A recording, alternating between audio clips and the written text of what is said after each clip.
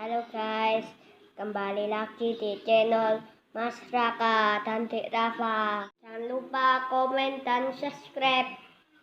Setelah berjalan ke depan selama lebih dari 1 jam, dia akhirnya melihat ujung retakan. Chen Ping menghela nafas lega dan sedikit menenangkan kesadarannya. Ya, bagaimanapun, ini adalah rute yang tidak diketahui. Saya tidak tahu bahaya apa yang akan terjadi. Chen Ping menahan napas di depannya. Orang suci dan orang lain di belakang sedang dalam suasana hati yang buruk, terutama Binglu, yang selalu merasa bahwa dia telah membunuh 2 saudara perempuan. Melalui celah ini, kamu semakin dekat dengan tanah kekacauan. Semua orang harus lebih waspada. Jika kamu tidak sengaja tersedot ke tanah kekacauan, kamu pasti akan mati. Chen Ping berkata kepada banyak orang suci. Taati. Kali ini, semua orang suci mematuhi kata-kata Chen Ping. Binglu, berhentilah menyalahkan dirimu sendiri. Kamu harus bersemangat. Misi pengembangan istana Guanghan ada di tanganmu. Aku tidak bisa membantumu selamanya. Kamu harus memikul tanggung jawabmu. Melihat Binglu terlihat sedikit dekaden, Chen Ping memperingatkan. Tuan Chen, saya mengerti. Binglu mengangguk. Sekelompok orang berjalan mengitari celah besar, dan tidak jauh dari sana terdapat ruang yang berputar dan dunia yang kacau. Semua orang sedikit khawatir. Chen Ping masih di depan dan mulai berbalik. Ribuan batu ekstrim itu harus didapatkan. Tiba-tiba seorang gadis suci berteriak dan berlari menuju Jishi. Semua orang melihat ada ratusan batu tiang tidak jauh dari situ, seperti bunga yang mekar, bersinar terang di atas salju tebal. Semakin dekat kamu dengan keos, semakin banyak batu ekstrim yang ada. Benar-benar seperti ini. Binglu menghela nafas dengan emosi. Jangan mendekat. Chen Ping berbalik dan berteriak pada orang suci itu.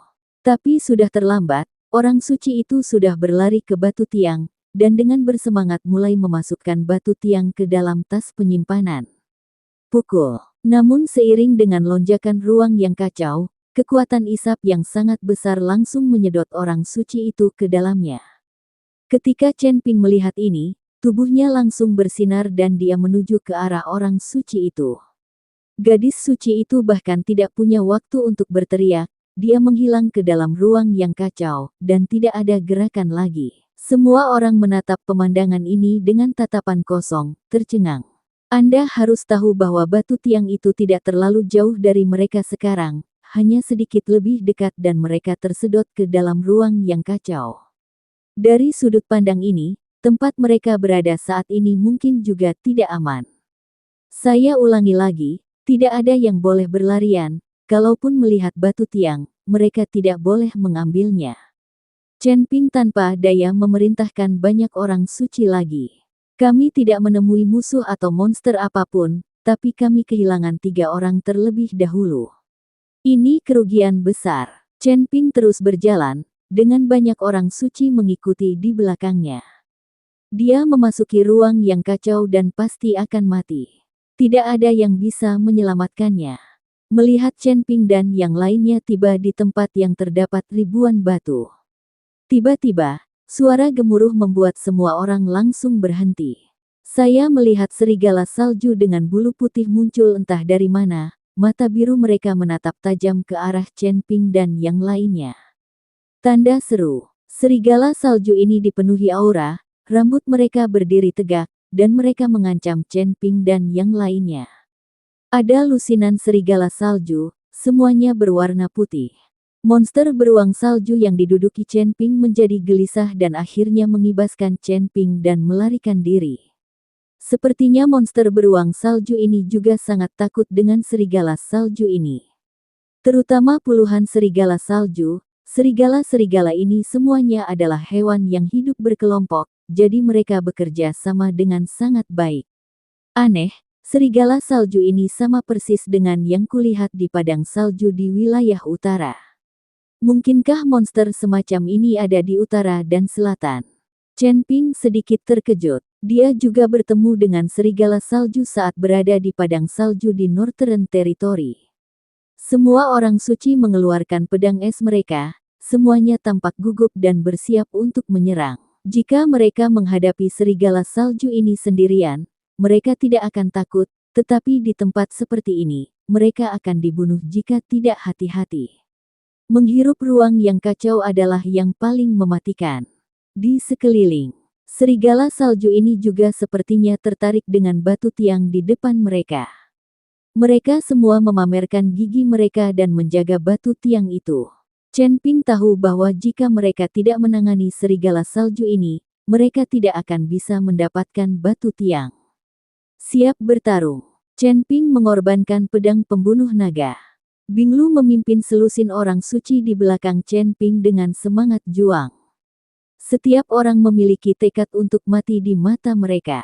Serigala salju melihat Chen Ping dan yang lainnya hendak menyerang, lalu meraung, puluhan serigala salju meraung, dan bergegas menuju Chen Ping dan yang lainnya. Udara dingin yang tak berujung, seperti gelombang besar yang mengepul, membawa aura menakutkan, bergegas menuju Chen Ping. Chen Ping mengayunkan pedang pembunuh naganya.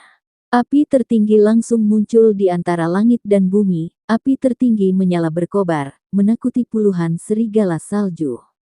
Monster jenis ini paling takut dengan api. Kemunculan Si Huo menyebabkan puluhan serigala salju berhenti menyerang. Bing Lu melihat momen yang tepat dan mengikuti selusin orang suci untuk menyerang pada saat yang bersamaan. Selusin pedang es memancarkan semburan cahaya pedang. Aliran nafas beredar, dan kemudian mengembun menjadi awan di udara. Dan awan ini mulai meluas. Ketika Chen Ping melihat ini, dia sedikit mengangkat sudut mulutnya, dan semburan api melesat ke awan.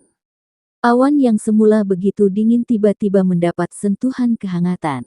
Awan bergulung dan panah es yang tak terhitung jumlahnya jatuh dari langit. Dan semua panah es ini diwarnai dengan sedikit api. Adegan yang awalnya tidak cocok telah menghilang saat ini. Ketika serigala salju melihat ini, bulu di tubuh mereka meledak, puluhan serigala salju mengumpulkan semua aura mereka di satu tempat, membentuk perisai es yang terlihat dengan mata telanjang. Sangat sulit untuk menembus lapisan es ini. Namun dengan api pamungkas di atas panah es ini, ia dapat dengan mudah ditembus. Setelah api menyentuh perisai es itu langsung meleleh. Sejumlah besar serigala salju dipukul dan jatuh ke tanah sambil meratap. Namun dalam satu pertarungan, serigala salju kalah menjadi dua. Pemimpin serigala salju sangat marah hingga dia membuka mulutnya yang berlumuran darah dan mendatangi Chen Ping. Terlihat bahwa Chen Ping adalah pemimpin dari orang-orang ini. Tanda seru, napas yang keras keluar, dan udara dingin yang mengepul mengalir deras. Ketika Chen Ping melihat ini, dia mendengus dingin dan mengayunkan pedang pembunuh naga di tangannya. Serigala salju hanya merasakan gelombang panas datang, diikuti dengan udara dingin yang mengepul. Tubuh Snow Wolf langsung pingsan, setelah berguling beberapa kali, dia perlahan berdiri. Melihat Chen Ping, Suelang memiliki ketakutan di matanya. Aduh, sambil mengaum, serigala salju mulai mundur perlahan bersama anak buahnya. Namun, jalur mundur serigala salju ini sebenarnya menuju ke ruang yang kacau. Ketika Chen Ping melihat ini, dia mengerutkan kening. Bukankah serigala salju yang tinggal di sini tahu betapa menakutkannya ruang kacau ini? Beraninya mereka mendekat. Orang-orang kudus juga melihatnya dengan bingung. Awalnya mereka ingin memanfaatkan kemenangan dan mengejarnya, tetapi ketika mereka melihat serigala salju mundur menuju ruang yang kacau, mereka tercengang. Mereka tidak berani mendekat. Di bawah tatapan Chen Ping dan banyak orang suci, serigala salju perlahan mundur ke dalam kekacauan. Saat ini, semua orang bingung. Mungkinkah serigala salju ini sengaja bunuh diri dan memasuki kekacauan? Chen Ping tidak percaya serigala salju ini akan bunuh diri. Sepertinya mereka tidak takut dengan ruang yang kacau ini, seolah-olah mereka hidup dalam kekacauan itu. Apakah ada di antara kalian yang baru saja mengetahui dari mana serigala salju itu berasal? Chen Ping tiba-tiba teringat bahwa serigala salju itu sepertinya muncul begitu saja. Dia telah memeriksanya sebelumnya, tetapi tidak ada serigala salju yang ditemukan. Namun serigala salju tiba-tiba muncul, ada puluhan serigala salju, mustahil menyembunyikan kehadirannya. Semua orang suci menggelengkan kepala, dan tidak ada yang memperhatikan dari mana datangnya serigala salju. Chen Ping melihat ke arah ruang yang kacau, serigala salju tiba-tiba muncul sekarang, seharusnya tiba-tiba muncul dari ruang yang kacau. Hanya dengan cara ini kita dapat menghindari deteksi Chen Ping. Namun ruang kacau tersebut dipenuhi dengan turbulensi ruang dan waktu, dan Anda pasti akan mati setelah masuk. Mengapa serigala salju ini tidak takut? Chen Ping tenggelam dalam pemikiran dan kebingungan yang mendalam, tidak memahami apa yang sedang terjadi. Apa yang membingungkan tentang ini? Yang disebut ruang kacau di perbatasan hanyalah sebuah penghalang. Kekuatan besar yang menciptakan dunia surga dan manusia ini dapat sepenuhnya mengatur monster untuk dapat melewati penghalang tersebut, tetapi manusia tidak bisa. Saya membuat ruang rahasia sesuka hati, dan itu juga dapat digunakan sebagai penghalang formasi. Manusia tidak diperbolehkan masuk, dan monster dapat bergerak bebas melewatinya. Sederhana sekali. Kamu tidak perlu bingung lagi. Ruang kacau ini seharusnya hanya untuk manusia. Raja Iblis Ciyun berbicara sekarang. Senior, tempat apa di luar ruang kacau ini? Chen Ping benar-benar ingin tahu apa lagi yang ada di luar batas dunia surgawi dan dunia manusia. Saya tidak bisa memastikannya. Mungkin itu dunia lain, mungkin dunia surga dan manusia, atau mungkin bukan ketiadaan. Saya tidak menciptakan dunia surga dan manusia. Kalau Anda bertanya kepada saya tidak tahu. Kata Raja Iblis Ciyun. Melihat bahwa dia tidak dapat menemukan jawaban apapun dari pertanyaannya, Chen Ping berhenti bertanya, tetapi melihat ke arah Binglu dan yang lainnya dan berkata, kumpulkan batu tiang dan perhatikan keselamatannya. Chen Ping meminta Binglu dan yang lainnya untuk mengumpulkan batu tiang, tapi dia berhenti mengumpulkannya, dia memasukkannya ke dalam ring penyimpanan karena takut dimakan oleh binatang yang menelan langit lagi. Tapi saat Binglu dan yang lainnya sedang mengumpulkan batu tiang, Mu Yao dan keluarga Mu tiba-tiba datang dari balik celah itu. Mereka pasti merasakan suasana pertarungan di sini, jadi mereka berlari. Melihat Mu Yao membawa orang ke sini, hati semua orang suci bergetar. Bagaimanapun, sekarang istana Guanghan telah berselisih dengan keluargamu. Apalagi keluargamu juga mengetahui keberadaan Jistone dan membutuhkan Jistone. Jika bertemu dengan orang dari sekte lain dan keluarga bangsawan, tidak perlu takut, lagi pula banyak orang yang belum mengetahui tentang Jishi atau keberadaannya. Yang paling penting adalah bagi orang-orang dari sekte lain dan keluarga bangsawan, mendapatkan batu ekstrim tidak akan membantu mereka. Ketika Chen Ping melihat Mu Yao, dia tersenyum dingin, tidak khawatir sama sekali. Pamanmu, lihat, ada ribuan batu ekstrim, dan semuanya sangat murni. Seorang anggota keluargamu berkata dengan penuh semangat kepada Mu Yao. Saya tidak buta, saya bisa melihat. Mu Yao memelototinya, lalu berkata dengan ekspresi lucu, sangat mudah untuk sampai ke sini tanpa berusaha mencari tempat. Jika aku bertemu dengannya di sini, tidak ada di antara kalian yang berpikir untuk melarikan diri. Batu tiang ini milik kami, tolong jaga nyawamu. Mendengarkan kata-kata Mu Yao, Binglu dan banyak orang suci menghunus pedang es mereka dan mempersiapkan formasi mereka satu persatu.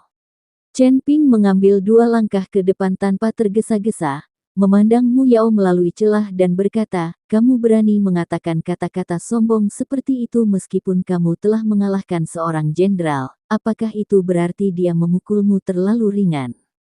Chen Ping tidak takut pada Mu Yao karena dia tahu bahwa mereka tidak dapat melewati celah ini, pada saat mereka sampai, Chen Ping dan yang lainnya pasti sudah melarikan diri.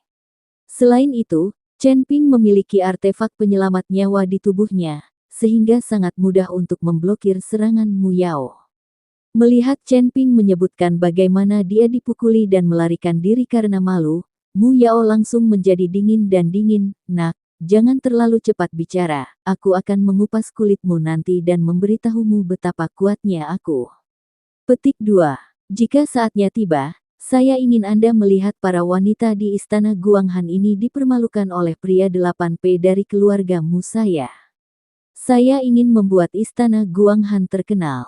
Mu Yao mengertakkan gigi dan menjadi semakin bersemangat saat dia berbicara. Bagaimanapun, orang-orang suci ini dipilih dengan cermat, tetapi dari segi penampilan, mereka semua adalah wanita cantik terbaik.